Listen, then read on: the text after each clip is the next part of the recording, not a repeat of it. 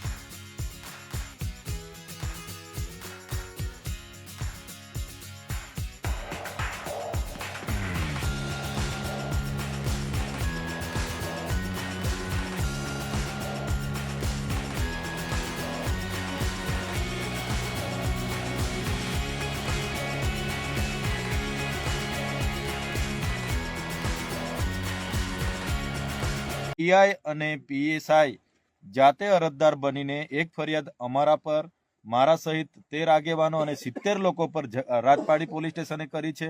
અને બીજી ફરિયાદ બીજા જ દિવસે ડેટોક્સ ઇન્ડિયા પ્રાઇવેટ લિમિટેડ કંપનીમાં બ્લાસ્ટ થયો હતો અને એ બ્લાસ્ટ થયા બાદ 4 લોકોના મૃત્યુ થયેલા।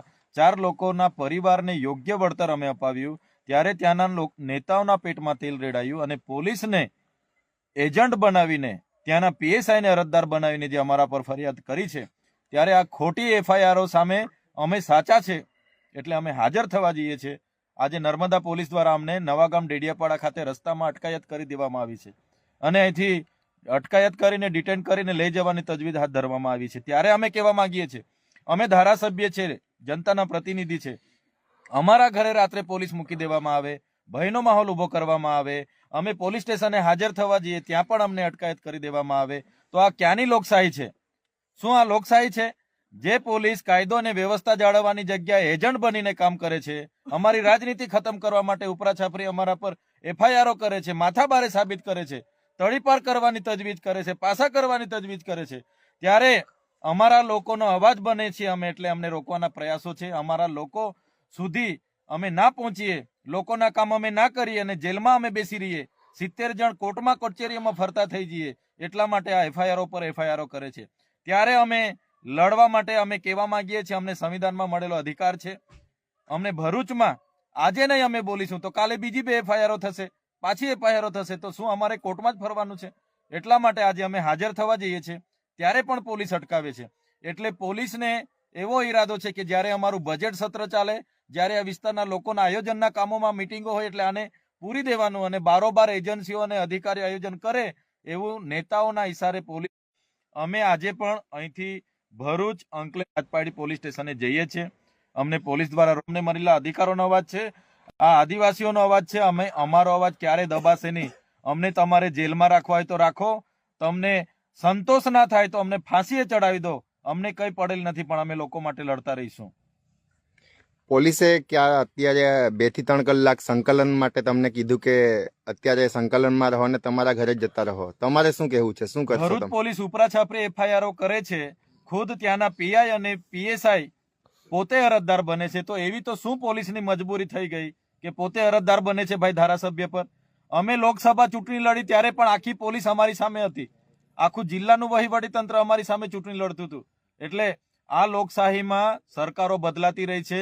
પોલીસના ઉચ્ચ અધિકારીઓને પણ આપના માધ્યમથી અમે કહીએ છીએ જ્યારે રાજા રજવાડાઓનું પણ રાજ જતું રહ્યું છે, આવનારા દિવસોમાં ભાજપનું રાજ પણ જશે, ત્યારે આવી તમારી ફાઇલો અમને બધું ખબર છે કોણ શું ધંધા કરે છે. તમે પૂછી લો, એફઆઈઆર હમણાં કરતા હોય તો હમણાં અમે જતા રહીએ. અમે તો કોઈ વાંધો, અમે તો હમણાં મયતોમાં બધા અમારા પ્રસંગો ગોઠવાયેલા જ છે. બરોબર છે. હા, તમે આટલી બધી મને જીબાજોડી કરો છો, બરાબર. જે પીઆઈ અને જે પીએસઆઈ મારા પર ખોટી ફરિયાદ કરી છે, મારા સમેત અમારા 13 આગેવાનો પર અને રાજપાડીમાં તો 70 લોકો પર. હવે 70 લોકોને મેં કોર્ટમાં તારીખોમાં કઈ રીતના લઈ જવા? એટલા લોકોને મારે કોર્ટમાં લઈને ફરિયાદ કરવાની કોર્ટ નહીં બોલાવે. એટલા માટે તમે ઘરે જવામાં મને વાંધો નથી. તમે પૂછી લો તમારા એ તપાસ અધિકારીને, ભાઈ આ એફઆઈઆર ખોટી છે, રદ કરવાના છો કે કેમ? સમારી ભરી દે તો અમે હમણાં ઘરે જઈએ. અંગ્રેજોના શાસનમાં પણ આવી પદયાત્રાઓ પર એફઆઈઆરો નથી થઈ. આ 4 કામદારોને અમે 30 લાખ રૂપિયા કંપનીમાં જઈને ઉભા રહીને વળતર અપાવ્યું, અમારી ભૂલ છે. હવે માણસ મરી જાય, 10,000 કરોડની કંપની છે તો 30 લાખ આપ્યા, એમાં શું વાંધો છે? અને કંપની વાળો બિચારો તો રાજી ખુશી આપ્યા છે, તો એમાં બિચારા એફઆઈઆર બી પોતે પીએસઆઈ અરજદાર બને છે. તો આટલી તો કેવી પોલીસની મજબૂરી છે કે પીઆઈ અરજદાર બને, પીએસઆઈ અરજદાર બને?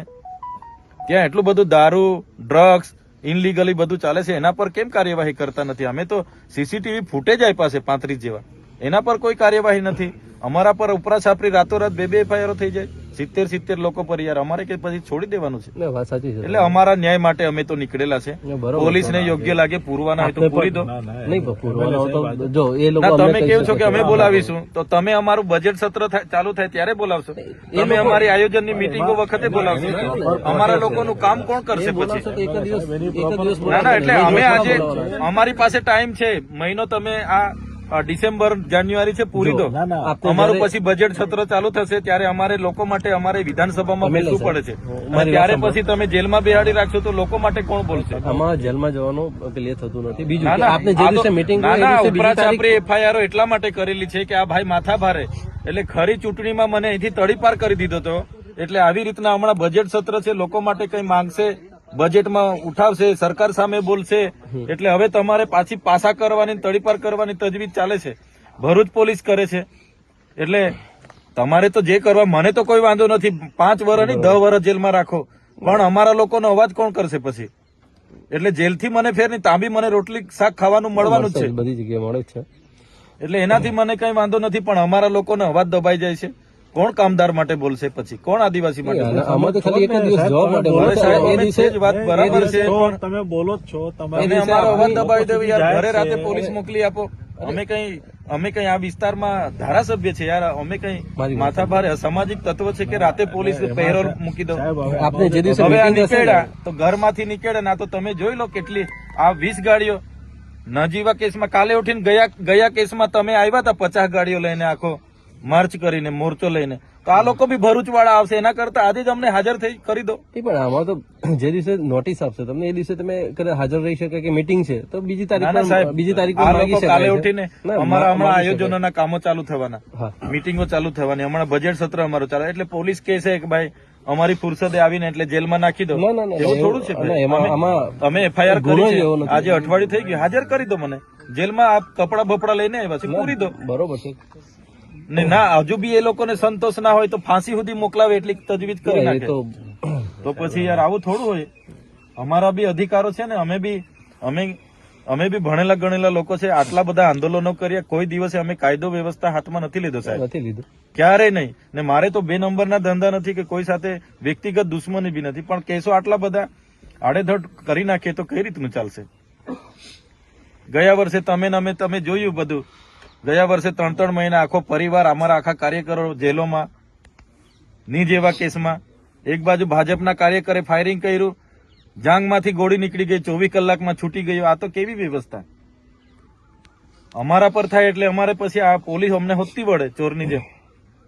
બીજા પર થાય એટલે રાતોરાત બધું સમાધાન થઈ જાય. અમે કાં ગુનો કર્યો છે? બિચારા ગરીબ પરિવારોને પૈસા તો અપાવ્યા છે, એમાં થોડી આવી કંપની વાળો ફરિયાદ કરતો તો અમને થતું કે અમારી ભૂલ થઈ. કોઈ ટ્રાફિક અડચણ વાળો ફોન કરતો કે મારી ગાડીને આ લોકો નડ્યા ને ફરિયાદ અમે રાજપાડી કરે. હવે પીઆઈ પીએસઆઈ ફરિયાદ કરે તો અમારે શું સમજવાનું સાહેબ? આ કાયદો ને વ્યવસ્થા છે.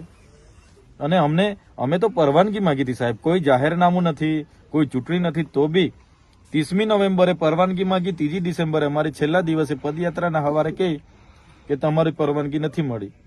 અભિપ્રાય પોલીસે નેગેટિવ આપ્યા છે. તો સાહેબ અમારો બી અધિકારો છે ને, અમે ચાલતા ગયા, પોલીસ અમારી સાથે હતી, તો બી એફઆઈઆર એટલે માથાભારે સાબિત કરો, પાસા કરો, તડીપાર કરો એટલે અમારે આખી જિંદગી જેલોમાં.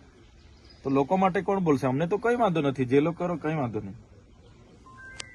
એટલે તમે ત્યાં વાત કરી લો, અમે ત્યાં જઈએ છીએ ત્યાં હાજર વાત થઈ. કરી લીધી છે સાહેબ આપણા એસપી સાહેબ ને બીકો, એમના જોડે નર્મદા પોલીસ સાહેબ જોડે SP સાહેબ જોડે પણ વાત કરી. સહકાર આપે. ભરૂચ પોલીસ નો મામલો છે, આપણે શું કરવા જીબા જોડી કરીએ છીએ? જો અમારા માટે જ બધું સરખું છે, આખું ના, એ તો ગુજરાતમાં સરખું અમારે છે, પોસ્ટિંગ પણ તમારે કેવાથી પહેલા થોડા એફઆઈઆર રદ કરવાના. એ તો અમે રદ ના કરી હા, તો શકીએ. જવા કોર્ટ દો ને સિવાય કોઈ અમને, રદ અમારા નહીં કરી વકીલો બધા રાહ જોઈએ છે. કોર્ટ સિવાય કોઈ રદ નહીં કરી શકે, હું આપને કહું છું. ના, કોર્ટની પ્રોસેસ તો અમે કરવાના છે કે જેટલી એફઆઈઆર થાય એ કોર્ટમાં જ અમારે કર્યા કરવાની. કોર્ટમાં તો જવાના જ છે, જે અધિકારીઓ કર્યા છે એમને બી બોલાવીશું, એવું થોડું જરૂરી છે. તમે જાઓ તો વાંધો નથી, પણ તમે જે આહવાન કરીને જાઓ છો તમારા કાર્યકરો, સાહેબ public તમે જે મીડિયામાં ભેગી કોઈ થાય જગ્યાએ છે, બતાવો, મોટા મારો ભાગમાં. મેસેજ હોય ને, તમે બધા ગ્રુપ જોઈ લો, મીડિયામાં કોઈ જગ્યાએ મેં કોઈને કીધું હોય કે મેં ત્યાં આહવાન કરીને આવું છું તો મને બતાવો. પણ એવા મેસેજ છે સાહેબ તો તમારા આપણે ગ્રુપમાં હોય તો છે ને, બતાવો. મેં તો અમારા સાંજે ગ્રુપમાં પોલીસના ફોન આવ્યા હતા, પોલીસને મેં કીધું કે હું કાલે જાઉં છું. ટ્રાફિક છે, law and સીધી order વાત છે, મારે એનો કાં પ્રશ્ન છુપાવવાની થાય. છે?